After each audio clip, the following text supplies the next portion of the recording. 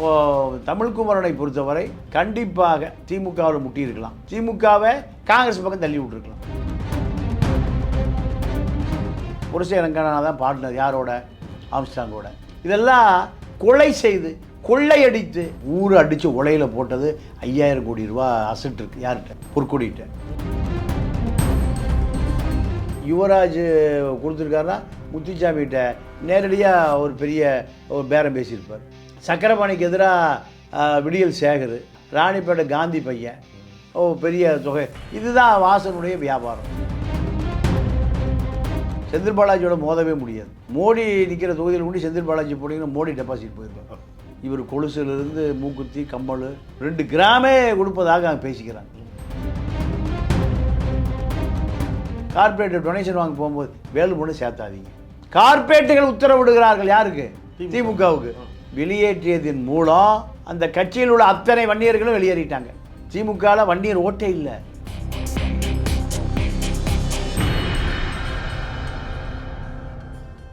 அறந்தமிழ் நேயர்களுக்கு இனிய வணக்கம். நடப்பு அரசியல் நிகழ்வு குறித்து பேசுவதற்கு மூத்த பத்திரிகையாளர் திரு தமிழ பாண்டியன் அவர்கள் இணைந்திருக்கிறார். சார் வணக்கம். வணக்கம். தொகுதி பங்கீடு ஏறக்குரிய அத்தனை கட்சிகளிலும் முடிந்து வேட்பாளர் அறிவிப்புகள்லாம் பார்த்துட்டு இருப்பீங்க.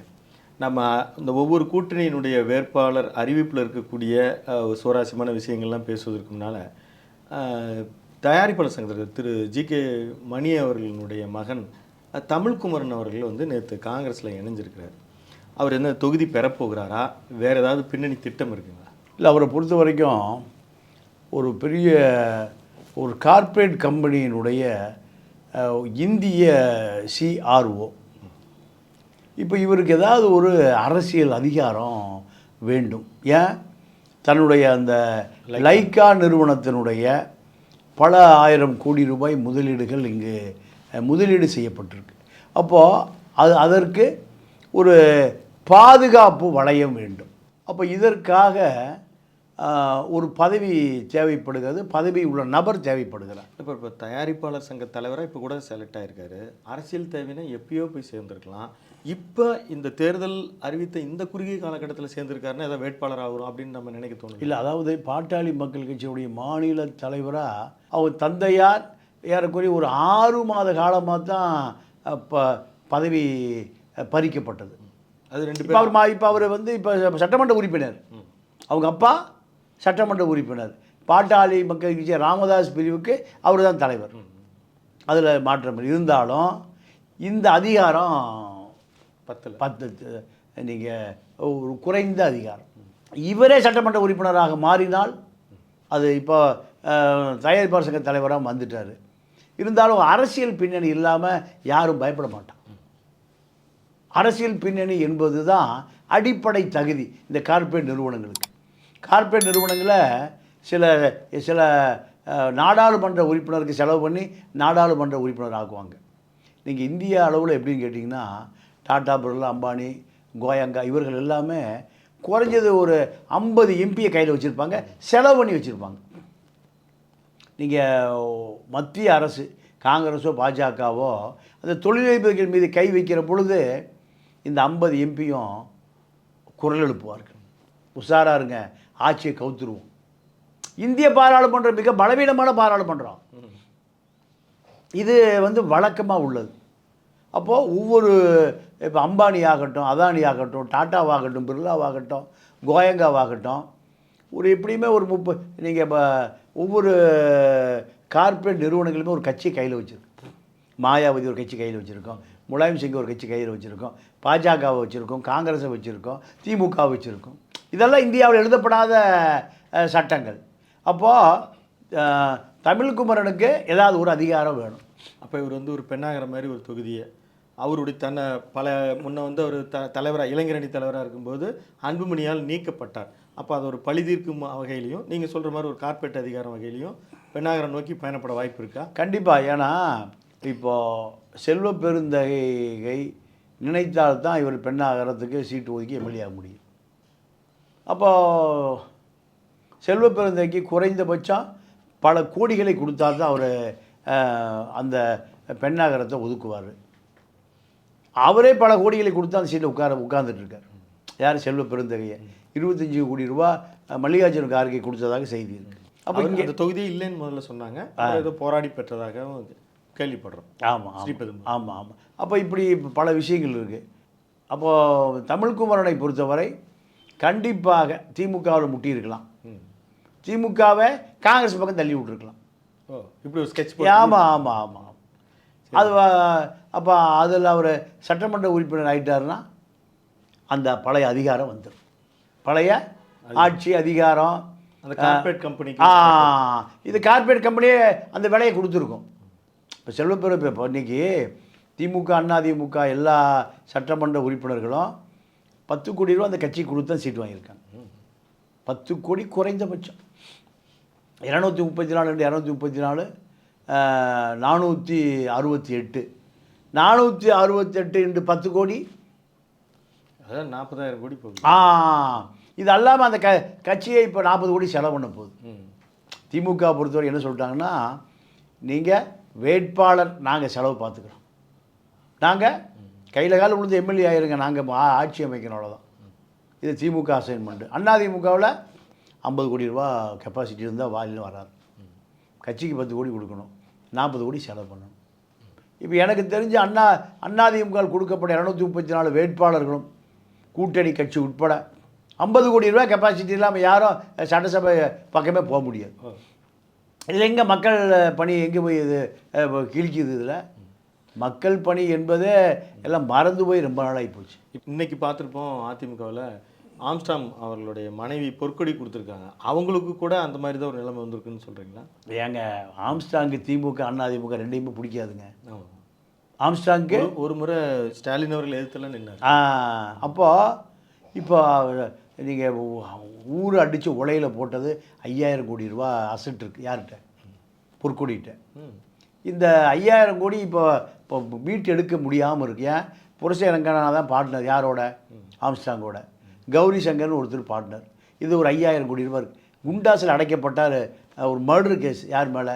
பழைய புரட்சி ரங்கநாதன் எம்எல்ஏ மேலே. இதெல்லாம் கொலை செய்து கொள்ளையடித்து ஊரை உலையில் அடித்து போட்டு சம்பாரித்த காசு. இதை காப்பாற்றணும்னா எடப்பாடிக்கு ஒரு 100 கோடி ரூபா கொடுத்தா எம்எல்ஏ சீட் கிடைக்கும். இதை கூட்டிகிட்டு போனது புரோக்கர் ஜெயக்குமார் தான். ஏன்? அங்கே ஆர்கே நகர் ராயபுரம் பக்கத்து தொகுதி. டி ஜெயக்குமார் சொல்கிறீங்க? ஆமாம், அது டி ஜெயக்குமார். யாரை பார்த்தாலும் ஊட்டாண்ட வந்துருன்றார். ஜெயக்குமார் தான் இந்த அம்மாவை கூட்டிகிட்டு போய் எடப்பாடிட்டு அறிமுகப்படுத்தி 100 கோடி ரூபா கட்சிக்கு டொனேஷன், ஒரு 5 தொகுதியை பார்த்துக்குமா. இப்படி அந்த அம்மா முதல்ல திமுகவில் முயற்சி பண்ணிச்சு, சேகர் பாபு விடலை. அப்போ அடுத்து பணம் இருந்தால் எங்கே வேணால் போகலாமே, எந்த கட்சி ஆஃபீஸுக்கும் போகலாம். கம்யூனிஸ்டுகளை தவிர 5 10 பேர் தவிர சிறுத்தை ஒரு 8 பேர், 8ல் பழைய ஆளுக்கு 4 பேருமே எல்லாம் கார்ப்பரேட் முதலாளிகளுடைய கைத்தடிகள் தான். இப்போ இந்த கம்யூனிஸ்டுகளை தவிர யாரையுமே நம்ம மக்களுக்கான சேவகன்னு சொல்லவே முடியாது. இப்போது அதே அதிமுக கூட்டணி பேசுகிறோம். இப்போ ஜி.கே. வாசன் இருக்கார், அவருக்கு ஒரு 5 தொகுதிகள் கொடுக்கப்பட்டிருக்கு. எல்லாமே டஃப்பான தொகுதி. 2 பேர் கோச்சிட்டு கூட போகிறாங்க. அவர் கூட்டணிக்காக பாடுபட்டாரெல்லாம் கூட பேசப்பட்டது, அதிமுக பிஜேபி இணைப்பதற்கு. அவருக்கு கொடுக்கப்பட்ட பரிசும் இப்படி இருக்குது. இல்லை, அவரை பொறுத்த வரைக்கும் அவர் கப்பல் துறை அமைச்சராக இருந்த பொழுது சோனியா காந்திக்கும் அதானிக்கும் ஆகவே ஆகாது. சோனியாவை தோற்கடிப்பது தான் அதானியுடைய வேலை, பாஜகவை வெற்றி பெற வைப்பது தான் அதானியுடைய வேலை. இன்றைக்கி 5 லட்சம் கோடி இருக்குன்னா அது மோடியுடைய பணம். அவ்வளவும் அந்த பணத்துக்கு கார்ப்பரேட் முதலாளி யாருன்னு கேட்டிங்கன்னா மோடி தான். மோடி வந்த பிறகு தான் அதானி உலகத்திலே பெரும் பணக்காரர். 15 லட்சம் கோடியை மக்கள் வரி பணத்தை அப்படியே எடுத்து கொள்ளையடித்து கொடுத்துட்டார் அதானிகிட்ட. இந்த அதானி மோடி 2 பேரும் பிரிக்க முடியாத நபர்கள். ஆனால் தேர்தல் என்று வந்துவிட்டால் அதானி பிஜேபியை சப்போர்ட்டாக இருப்பார். கப்பல் துறை மந்திரியாக வாசன் இருக்கிற பொழுது குஜராத்தில் இருக்கக்கூடிய ஒரு பெரிய துறைமுகம், கட்டாக்குன்னு துறைமுகம், அந்த துறைமுகம் ஒரு 1000 ஏக்கராவை அதானிக்கு பட்டா போட்டு கொடுத்துட்டார். சோனியா காந்திக்கு தெரிந்து தலையில் அடிச்சுக்குது. ஏயா நம்மளை ஒழிச்சிருவாயா, நம்மளை ஒழிச்சிருவான், நம்மளை காங்கிரஸை ஒழிக்க நினைக்கிற அதானிக்கு எதுக்கு 1000 ஏக்கரா துறைமுக அரசு நிலத்தை பட்டா போட்டு கொடுக்குறேன்னு கேட்குது. அது அப்போ சோனியாவுக்கே அல்வா கொடுத்தவர் தான் நம்ம வாசன். இப்போ என்ன பண்ணுறாருன்னா முத்துச்சாமிக்கு எதிராக ஈரோடுக்கு மேற்கில் யுவராஜ் கொடுத்துருக்காருன்னா முத்துச்சாமிகிட்ட நேரடியாக ஒரு பெரிய ஒரு பேரம் பேசியிருப்பார். இப்படி சொல்லிட்டீங்க. 100% இதெல்லாம் சாதாரண விஷயம். சக்கரபாணிக்கு எதிராக விடியல் சேகர் சக்கரபாணிகிட்ட ஒரு பெரிய தொகையை பேசியிருப்பார். ராணிப்பேட்டை காந்தி பையன் பெரிய தொகை. இதுதான் வாசனுடைய வியாபாரம். இங்கே எல்லாமே வியாபாரம் தான். நம்ம கட்சி அவங்களுடைய கட்சி வேட்பாளர்களையே கொண்டு போய் பலியிடுவதற்கு தயாராக இருப்பாங்க. ஆமாம், அவர் ஜெயிச்சா 50 கோடி இவர் கிடைக்குமா? கிடைக்காது. இப்போது நீங்கள் ஒட்டச்சது என்ன சொல்கிறாங்க மக்கள்லாம், இந்த ஆளை கொண்டு போட்டான் விடியல் சேகர, நல்ல மனுஷன் விடியல் சேகர, அதெல்லாம் மாற்றுக்கிறது இல்லை. இப்போ சக்கரபாணி எங்களுக்கெல்லாம் ஆளுக்கு 2000 3000 4000 கொடுப்பாரு, வீட்டுக்கு 10,000 வந்திருக்கும். இப்போ மொத்தம் 50 கோடி யார்கிட்ட கொண்டு கொடுத்துட்டாரு? 2000 கொடுக்குற பணம் 50 கோடி யார்கிட்ட கொண்டு கொடுத்துட்டாரு? வாசங்கிட்ட கொடுத்துட்டாரு. வாசம் எங்கள் வாயில் மண்ணலி போட்டாருன்னு ஊர் மக்கள் பூரா திட்டுறான். அதே கதை தான் ஈரோட்டில் முத்துச்சாமி. அப்போது இதெல்லாம் எனக்கு தெரிஞ்சுங்க. அதிமுக திமுக முன்னாள் அமைச்சர் இன்னாள் அமைச்சர் ஒரு அன்கோ போட்டுக்குவோம். நான் ஜெயிக்கணும், ஒரு டம்மி ஆளை போடியா, எவ்வளோ பணம் வேணும்? திமுக அதிமுக ஏதோ ஆக்ரோஷமாக முட்டி மோதுறதை போல் நமக்கெல்லாம் தெரியும். அப்படிலாம் எதுவுமே இல்லை. இப்போ அதிமுக வேட்பாளர் பட்டியல் நீங்கள் பார்த்துருப்பீங்க. அதில் நீங்கள் நம்ம அடுத்து திமுக பற்றியும் பேசுவோம். இதில் வந்து அவர் ஒதுக்கி இருக்கிற தொகுதிகள் ரொம்ப ரிஸ்க்கான தொகுதிகள்லாம் பிஜேபிக்கு ஒதுக்கி இருக்கிறாரு. இப்போ வந்து அவர் வந்து யாருக்கு அடிமைன்ற மாதிரிலாம் பேசப்பட்டிருக்கும் போது அவர் ரொம்ப ரிஸ்கியெல்லாம் தள்ளிவிட்டு எடப்பாடி ஒரு ராஜதந்திரியாக இருந்ததா அப்படின்னு சொல்லப்படுகிறது. நீங்கள் எப்படி பார்க்குறீங்க? இல்லை, உண்மையாகவே பிஜேபி ஜெயிச்ச பிறகு தான் அதிமுக உடைக்கணும்னு ஒரு கனவு கண்டுருந்தாங்க. எடப்பாடி பிஜேபி சீட்டை கொடுத்தா காலி பண்ணி விட்டார். பிஜேபி எங்கேயுமே ஜெயிக்காது. சாத்தூர்லேயும் ஜெயிக்காது. ஏன்னா எல்லா தொகுதிகளுமே கடுமையான போட்டி நிலவுகிற இடம். போட்டி நிலவுகிற இடம். பாஜக வெற்றி பெற்று சட்டசபையில் தனக்கு எதிராக அது உருமாறி விடக்கூடாது. இது எடப்பாடி தெளிவாக இருந்தார். இப்போ எடப்பாடி மூஞ்ச பாருங்கள், தெளிவாக இருக்குது. முதலமைச்சர் ஆயிட்டார். இப்போ மயிலாப்பூரில் தமிழிசை அம்மாலாம் ஏற்கனவே செலவு பண்ணியிருக்காங்க, இந்த முறையும் இறங்கி போகிறாங்க அப்படின்ற மாதிரி பேசப்படுகிறது. சென்னை பெல்ட்டில் கூட அவங்களுக்கு வாய்ப்பு கிட்டாதுன்றீங்களா? இல்லை, அதாவது அதிமுக ஓட்டு போட்டால் தானே பிஜேபி ஜெயிக்கும். பிஜேபி தானாக ஜெயிக்கிறதுக்குலாம் வாய்ப்பு இல்லை. 3 முதல் 3% பார்ப்பனர்கள் அப்படியே ஓட்டு போட்டுருவாங்க. ஒரு 2% ஆதரவு இருக்குது. 5% தான் பாஜகவுக்கு. அதுவும் நீங்கள் ஏறக்குறைய ஒரு 30-40 ஆண்டு காலமாக பாஜகவுடைய வாக்கு என்னன்னு தெரிய வைத்தவர் அண்ணாமலை தான். இந்த மேற்கு மண்டலத்தில் அவர் இன்னும் அவருடைய இல்லை, அவர் அரசியல்லாம் முடிஞ்சு போச்சு. அவருக்கு சீட்டே இல்லை. இவர் எடப்பாடி தரப்பில் மறுக்கப்பட்டிருந்தால் அவர் நிற்கலை அப்படின்ற தகவல் ரெண்டும் வருது. நம்ம எதை உண்மைன்னு எடுத்துக்கிறது? இல்லைங்க, இப்போ அண்ணாமலை சட்டசபைகள் வர்றதை எடப்பாடி விரும்பலை. ஏன்? தனக்கு குடைச்சலாக இருப்பார்னு பார்க்குறாரு. இப்போ கூட சொல்கிறாங்க, அதாவது இன்றைக்கி கூட மீண்டும் ஒரு தொகுதி சிங்காநல்லூர் ஏதோ கேட்டு பெற்று தருவாங்க, சென்ட்ரல் மினிஸ்டர் வந்துக்கிட்டே இருக்கிறாங்க அப்படின்னு அவங்க கட்சி. அதெல்லாம் வாய்ப்பு இல்லை. அதாவது அமித்ஷா வந்து அண்ணாமலை உள்ளே போகணும் தான் விரும்புகிறார். ஆனால் எடப்பாடி விரும்பலை. ஏன்? இவர் தனக்கு தீராத தலைவலியாக இருப்பார். இந்த தலைவலியாக இருப்பதற்காகத்தான் பாஜக இவர் உள்ளே போக சொல்கிறாங்க. அது கூட தெரியாதால எடப்பாடி. அப்படியே கொடுத்தாலும் அண்ணாமலை வெற்றி பெறுவதற்கு வாய்ப்பு இல்லை. ஏன்? திமுக விட அதிகமாக அதிமுக வேலை பார்ப்பாங்க அப்படின்னு சொல்லுங்க. ஏன்னா அண்ணாமலை யாருக்கு விசுவாசம் இருந்த வரலாறே இல்லை. தன்னை போலீஸ் அதிகாரியாக இருந்த பொழுது யார் இவருக்கு விசுவாசமாக இருந்தாங்களோ, பிஎல் சந்தோஷ் அவருக்கு விசுவாசமாக இல்லை. பாஜக தான் இவரை மாநில தலைவர் ஆக்கியது. பாஜகவுக்கும் விசுவாசமாக இல்லை. அதிமுக தான் இவரை பாதுகாத்தது. அதிமுகவுக்கு விசுவாசம் இல்லை.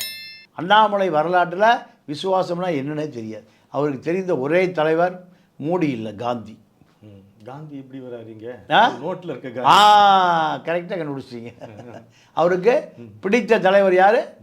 காந்தி தான். இப்போ அவருக்கு நிறைய சொத்து சேர்ந்துருச்சுன்னு பாஜக ஆட்களே தான் செய்தியை மக்களுக்கு கொடுக்குறோம், வெளியே கொண்டு வந்துடுது. இப்போது அந்த கோயம்புத்தூர் நிலவரம் நம்ம பேசிட்டோம். திரு செந்தில் பாலாஜி அவர்கள் இங்கே கரூரில் நிற்பாருன்னு ஒரு ட்விஸ்ட்டாக வந்து கோயம்புத்தூர் தெற்குக்கு போகிறாரு. அதில் வந்து 2 தியரி சொல்லப்படுது. அது கரூரில் சம்பவத்தில் அவருக்கு ஏதோ பிரச்சனை இருக்குது ஒன்று. இன்னொன்று, அண்ணாமலை ஒரு வேளை அங்கே நிற்பார், அதுக்கு நீங்கள் பதில் சொல்லிட்டீங்க, அதனால் அவர் வந்து கோயம்புத்தூர் நோக்கி நகர்ந்திருக்காரு அப்படின்னு. எது உண்மையாக இருக்குது? இல்லை அவருக்கு சொந்த தொகுதியில் எதிர்ப்பு அதிகமாக இருக்குது. அப்போ அவருக்கு பாதுகாப்பு கோவை தான். கொங்கு மண்டலத்துக்கு அவர் பாதுகாப்பு 10 தொகுதியுமே 2021 தோற்றுருக்குறாங்க. இவர் போய் ஏதாவது சாதிப்பதற்கு வாய்ப்பு இருக்கா? இல்லை, அதுக்காக தான் திமுக அவர் அனுப்புது. இவர் கொலுசிலிருந்து மூக்குத்தி கம்மல் 2 கிராமே கொடுப்பதாக பேசிக்கிறாங்க. ஒரு கிராம் ஏறக்குறைய ஒரு 10,000 ரூபா. பயங்கர ஸ்டார் தொகுதி ஆயிடுச்சு. ஆமாம், 2 ரகசியமாக கொடுத்துருவார். அப்போ வானதி அவர்கள் அங்கேருந்து அப்படி நகர்றதுக்கு ஏதாவது தீரி இருக்கா? இதுதான் காரணம். செந்தில் பாலாஜியோட மோதவே முடியாது. மோடி நிற்கிற தொகுதியில் கூட செந்தில் பாலாஜி போட்டிங்கன்னா மோடி டெபாசிட் போயிடுவார். ஏன்னா சூத்திரம் தெரிந்தவர். ஆட்டுப்பட்டி மாட்டுப்பட்டி தான் பார்த்துருக்கோம். மனுஷப்பட்டியை உருவாக்கியவர் தான் செந்தில் பாலாஜி. அதனால் செந்தில் பாலாஜியினுடைய தேர்தல் வியூகம் என்பது எல்லாம் பண மூட்டை தான். வேலைக்கு போகாத, இங்கே வந்து சாப்பிட்டு படுத்துக்க, எலெக்ஷன் முடிவு வரைக்கும் இங்கே ஓட்டு போட்டுரு. வேலைக்கு போனால் உனக்கு 500 ரூபா 1000 ரூபா கொடுப்பேன், அதை நானே கொடுக்குறேன். ஈரோடு இருக்கிற எல்லா கல்யாண மண்டபத்தையும் புக் பண்ணி ஒரு கல்யாண மண்டபத்துக்கு 1000 பேர், 10 கல்யாண மண்டபத்துக்கு 10,000 பேர் இல்லை லைவாக வச்சுருந்தாரா இல்லையா? வச்சுருந்தாரு. அந்த வேலையை மோடி தொகுதியில் பண்ணால் மோடியே தோற்று போயிடுவார். அதனால் கோவை மேற்கில் நீங்கள் திமுக டோட்டலாக வாஷ் அவுட் ஆக, அது வேறு விஷயம். மக்கள் கோபம் அந்தளவுக்கு இருக்குது. திமுகவும் 2000 கொடுக்குறான், அண்ணா திமுக 2000 கொடுக்குறான். இவங்ககிட்டையும் வாங்கிக்குவான், அவங்ககிட்டையும் வாங்கிக்குவான். அடுத்து தான் யோசிப்பான் யாருக்கு ஓட்டு போடலாம். இப்போ இந்த தேர்தல் தான் நடக்க போகுது. இப்போ பாஜகவில் திருமதி குஷ்பு அவர்கள் வேட்பாளராக வருவாங்க அப்படின்னு நம்ம எதிர்பார்த்துருந்த போது டக்குன்னு அவங்க கணவர் சுந்தர்சி வர்றார். அதுவும் புதிய நீதி கட்சியில் வர்றாரு. அந்த லெட்டர் பேடை பார்த்துருப்பீங்க. முதலியார் ஒரு மோதல் அப்படின்னாங்க. அப்புறமா வந்து சன் ஆஃப் சிதம்பரம் பிள்ளை சுந்தர் அவர்கள் மதுரை மத்தியில் நிற்கிறாருன்னு. இது எப்படி வந்தது? அவர் எப்படி களத்துக்கு வராரு? இல்லை, அப்போ அவரை பொறுத்த வரைக்கும் ஒரு சினிமா பிரபலம். ஏசி சண்முகமும் மகதான் தயாரிப்பாளர் சங்கத்தில் ஒரு பெரிய ஜாம்பவான். அப்போ அவர்களுக்கு இவருடைய தயவு தேவை, இவருடைய தயவு அவர்களுக்கு தேவை. அப்போ இதில் ஏசி சண்முகம் அவர் எம்பி ஆகணுங்கிறது ஆசை. மகளை அறிக்கை சொல்கிறாரு, எனக்கு விருப்பம் இல்லை, எனக்கு எம்பி ஆகணும் தான் ஆசை. சட்டசபை என்பது ஒரு குறுகிய வட்டாரம். 2 தொகுதி வாங்கிட்டார். ஐ திங்க் அணைக்கட்டு இன்னும் அனௌன்ஸ் பண்ணலன்னு நினைக்கிறேன். அணைக்கட்டு மதுரை மத்தி, இங்கே வந்து ரெட்டலை, அங்கே தாமரை இல்லைங்க. ஆமாம் ஆமாம் ஆமாம். அப்போது அவரை பொறுத்த வரைக்கும் அவருக்கு ஒரு அரசியல் ஒரு இடத்தை தக்க வைக்கணும். அனைத்து கட்சி வரிசையில் புதிய நீதி கட்சி ஒரு கட்சியாக நிறுத்தணும், அதுதான் அவருடைய நோக்கம். அதனால் சுந்தர்சி தனக்கு விசுவாசமாக இருப்பார். அதனால் சுந்தர்சியை நிறுத்துகிறார். இன்னொரு கட்சிக்காரர் நிறுத்துவார். அதுதான் இப்போது ஏசி சண்முகத்தினுடைய அச்சீவ்மெண்ட்டு முடிஞ்சு போச்சு. கமலுக்கு 2ங்கிற மாதிரி ஏசி சண்முகத்துக்கு 2. கமல் பற்றி சொல்ல ஆரம்பிச்சிட்டிங்க. இப்போது அதற்கு முன்னால் இப்போ திமுக கூட்டணியில் ஒரு பழைய நெருக்கமான கடந்த காலங்களில் பிரச்சனைகளாக அவர்களுக்கு இருந்தபோது அதில் நமக்கு விமர்சனம் இருக்கும். ஆனாலும் உறுதுணையாக இருந்த கம்யூனிஸ்ட் பார்ட்டியிலேருந்து எல்லாரையும் சரி செஞ்சாங்க. கமல் கோச்சிட்டு போகிறாரு. அதை விட வேல்முருகன் அவர் எப்பயுமே நடுநிலையாக தான் பேசுவார். அது அந்த திமுக எந்த கூட்டணியிலேருந்து அதுக்காக அவர் வச்சு பார்த்தார். அவர் வந்து வெளியேறினாரா இல்லை வெளியேற்றப்பட்டாரா? வெளியேற்றப்பட்டார். வெளியேற்றப்பட்டதுக்கு பின்னாடி ஒரு வன்னியர் கூட இப்போ திமுகவில் இல்லை. என்ன காரணம்னா, நீங்கள் 10.5 அதிமுக கடைசி நேரத்தில் அதை தீர்மானம் நிறைவேற்றி சட்டசபையில். இப்போது இந்த 5 ஆண்டு காலத்தில் திமுக அதை பற்றி காது கொடுத்து கேட்கல. 10.5 இது வன்னியர் மக்களுக்கு ஒரு மிகப்பெரிய ஒரு நெருடலாக இருக்குது. அதை தாண்டி வேல்முருகன் பல போராட்டங்களை நடத்திய ஒரு போராளி. இவர் ஆரம்பத்திலிருந்தே இவரை அரசியல் ஒரு சீனியர் பொலிட்டிஷியன், 15 வருஷம் எம்எல்ஏ, மூணாவது முறை எம்எல்ஏ அவர் பல தேர்தல்களை, இன்னும் பாமகவிற்கு பல தேர்தல்களில் களங்கண்டு வெற்றி கொடுத்தவர் தான். அவருக்கான கலா நிலவரம் தெரியும். ஒரு தொகுதிக்கு கோச்சிக்கிட்டு தான் அவர் வெளியில் போகிறாரா? அவர் கோச்சிட்டே போகல. மறுபடியும் சொல்கிறேன், முதல்ல அதுதான் சொன்னேன். திட்டமிட்டு வெளியேற்றப்பட்டார். ஏன் வெளியேற்றப்பட்டார்னா, அவர் ஜெயிச்சது உதயசூரி இல்லை, பண்டுட்டியில். திமுகவுக்கு எதிரான அத்தனை போராட்டங்களையும் நடத்துகிறார். நீங்கள் டிஎன்பிசியில் மற்ற மாநிலத்தை சேர்ந்தவன் இங்கே படித்த அதிகாரி ஆகலாம். இப்படி ஒரு சட்டத்தை குருமூர்த்தி சொல்லி ஓபிஎஸ் கொண்டு வந்தார். இதை எதிர்த்து போராடினவரை வேல்முருகன் தான். திமுக ஆட்சி காலத்தில் உலகம் பூரா இருக்கக்கூடிய சட்டம் 8 மணி நேரம் தான் வேலை, 8 மணி நேரம் ஓய்வு, 8 மணி நேரம் உறக்கம். இதை 12 மணி நேரம் கார்பரேட் ஆக்கணும்னு முடிவு பண்ணுறான். திமுக ஸ்டாலினுக்கே தெரியாமல் இது சட்டமாக்குறாங்க. இதை தடுத்தவர் வேல்முருகன். கார்பரேட்டுக்கு கோபம், பார்ட்டி ஒன்றுமே செய்யல. இதை தடுத்தது வேல்முருகன். கார்பரேட் நினைக்கிறான், நம்ம நினச்ச ஸ்டாலின் விலைக்கு வாங்கியிருக்கலாமே, 12 மணி நேரம் நமக்கு ஒரு 4 மணி நேரம் உழைப்பு இலவசமாக கிடைக்குது. பல லட்சக்கணக்கான தொழிலாளர்கள் உழைப்பு இலவசமாக கிடைக்குது. தடுத்து விட்டார வேல்முருகன். அப்போ கார்பரேட் என்ன சொல்கிறாங்க, கார்பரேட் டொனேஷன் வாங்க போகும்போது வேல்முருகன் சேர்த்தாதீங்க. கார்பரேட்டுகள் உத்தரவிடுகிறார்கள். யாருக்கு? திமுகவுக்கு. திமுக இவர் எப்படியாவது கழட்டி விட்ருங்க. நீங்கள் இப்போ 88,000 ஏக்கர் நீலகிரியில் 1929 கொடுத்த ஒப்பந்தம் காலாவதி ஆகிப்போச்சு. 50 வருஷத்தில் மீண்டும் அதை பட்டா கிட்டா போட்டு 5 லட்சம் கோடிக்கான மதிய சொத்து அது திமுக பட்டா போட்டு கொடுக்குது. அதை எதிர்த்து கேட்குறாரு. அவன் இவருக்கு டொனேஷன் கொடுத்துருப்பான். அப்போ இது இடைஞ்சலாக இருக்க. இத்தனை உதயசூரிய சின்னத்திலே ஜெயிச்சுட்டு உதயசூரியனுக்கு எதிராக இருக்கார. செய்யாறில் ஒரு விவசாய நிலம் வேலு அதை சிட்கோக்கு ஒதுக்குறாரு. 200 ஏக்கரா. அது ஒரு 10 வருஷம் இருக்குது. அப்புறம் ரியல் எஸ்டேட்டாக மாறிடும். அது ஒருத்தர் போராடுறாரு, ஆறுமுகன் ஒருத்தர். அவரை கொண்டு போய் திருநெல்வேலியில் குண்டாசல் போடுறாங்க. அதை அவர் தான் முதலமைச்சர் கவனத்தை கொண்டு போய் உடைச்சி எடுக்கிறாரு. ஈழத்தமிழர்கள் ஒரு சிறப்பு முகாம் இருக்குது திருச்சியில். அந்த முகாமில் 100க்கும் மேற்பட்டவர் இருக்காங்க. ராஜபக்சேவை மன்னிச்சு விட்டான். ராஜபக்சேவை மன்னித்து விட்டுட்டான். இன்னும் இந்த திமுக அரசு அந்த முகாமை இருக்குது. அப்போ இவர் அதை எதிர்த்து போராடுறாரு. அது திமுக பிடிக்கல. இப்படி பல போராட்டங்கள், அடிப்படை மக்களுக்கான போராட்டங்களை போராடுகிற பொழுது திமுக நினைக்குது நம்ம உதயசூரியன் ஜெயிச்ச கொங்கு ஈஸ்வரன் பேசாமல் இருக்காரு, ஜவஹர்லாம் பேசாமல் இருக்கார், சமதி பேசாமல் இருக்கார். இவருக்கு என்னையா ரோஷம் பொத்துக்கிட்டு வருது, இவர் வெளியேற்றணும். திட்டமிட்டு வெளியேற்றியது தான். வெளியேற்றியதன் மூலம் அந்த கட்சியில் உள்ள அத்தனை வன்னியர்களும் வெளியேறிட்டாங்க. திமுகவில் வன்னியர் ஓட்டே இல்லை.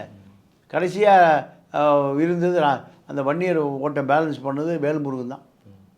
தொடர்ந்து நம்ம பேசுவோம்.